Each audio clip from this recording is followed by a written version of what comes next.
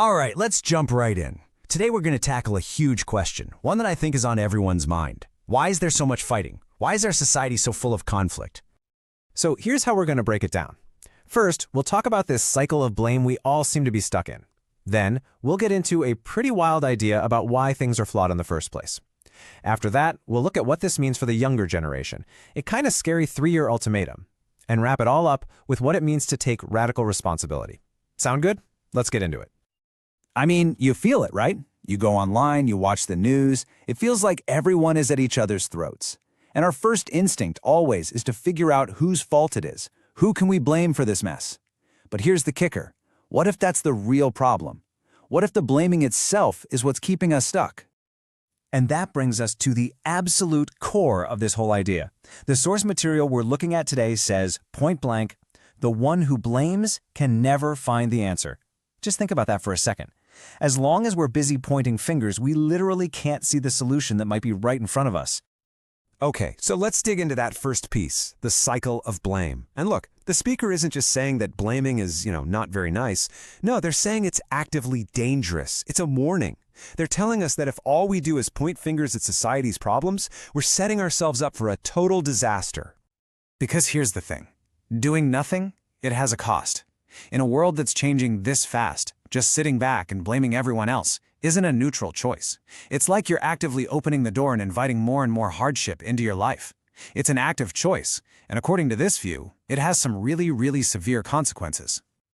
All right, now this next part, this is where things get really interesting, maybe even a little mind-bending. The idea here is that all the problems we've inherited from our parents and grandparents, all those societal flaws, what if they aren't just mistakes? What if they're here for a reason?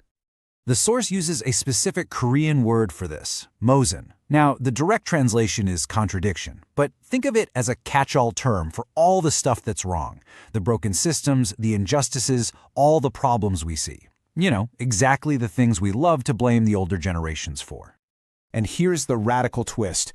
The speaker argues these contradictions, these monsoons, weren't accidents. They were produced. Why? To give us a perfect example of what not to do. It's like, you can't really understand light if you don't know what darkness is.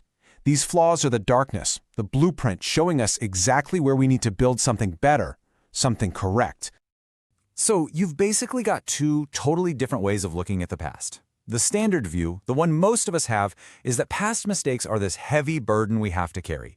We should just condemn them and feel bad about them. But this other view, it's completely different. It says those mistakes are a tool. They're a puzzle handed to us because we're the ones who are supposed to finally solve it. Okay, so if these problems are a tool, a challenge, then who's supposed to pick it up? Who's supposed to do the work? Well, according to this philosophy, the answer is crystal clear: the younger generation. The responsibility isn't spread out evenly. Not at all. The idea is that the problems we're facing right now aren't just random bad luck. They've been presented almost like an assignment specifically to people in their 30s and 40s today. And why them? Well, it's simple. They're the ones who have to live in the world that gets built next. They have the most skin in the game. And the logic here is pretty straightforward when you think about it. The older generations, those in their 60s and 70s, their time is winding down. But the younger folks, they've got a long road ahead of them. And that future, according to the speaker, is going to be one of two things: immense joy or immense pain. There's no middle ground. And what decides it? The actions that are taken right now. This really gets to the heart of it. It's a complete mindset shift. Stop being a critic of what your elders did wrong and start being the architect of what comes next. Your job isn't to complain about the mess you inherited. Your job is to look at the mess and say, okay, now I know exactly what the right standard looks like, and then go build it. Okay, if you thought that was intense, buckle up, because this is where the whole theory goes from being an interesting idea to something incredibly urgent. The speaker doesn't just give us this philosophy, they attach a deadline to it, a very real, very unforgiving timeline. 3 years. That's it. That's the window of opportunity. It's just a number, but man, does it carry a lot of weight. The argument is that the rules of the game have changed. The old era, where you could just kind of coast and accumulate things, that's over. We're in a new era now, and the number one rule is you have to fulfill your obligations. If you don't step up, the things you care about most, your wealth, your people, the environment around you, will be stripped away.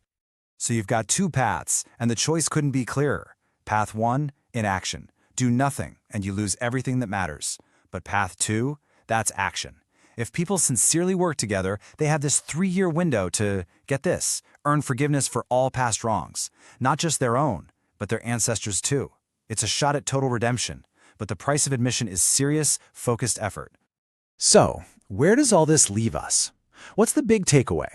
Well, it all boils down to this really powerful conclusion about where the power to fix things actually comes from. And spoiler alert, it's not out there somewhere. It's right here with us. And here it is, the ultimate takeaway. All this energy we spend trying to figure out who to blame, it's a total distraction. True power, real change, happens in the exact moment we stop pointing fingers and start thinking, okay, this problem was given to me because I'm the one who's supposed to solve it. And just to show you how dead serious the speaker is about this, they make a personal guarantee. They basically say, look, if you all genuinely try this for 3 years, if you really put in the effort and it doesn't work out, I will personally take all the responsibility. I mean, wow, that's how much conviction is behind this whole idea. So that leaves us with one last thing to think about. We live in a world that runs on blame. It's like fuel for our conflicts. But what if we just stopped? What would happen if, instead of asking, whose fault is this, we started asking, how is this my responsibility to fix? Could that simple change, that radical level of personal ownership, be the thing that finally ends our biggest fights?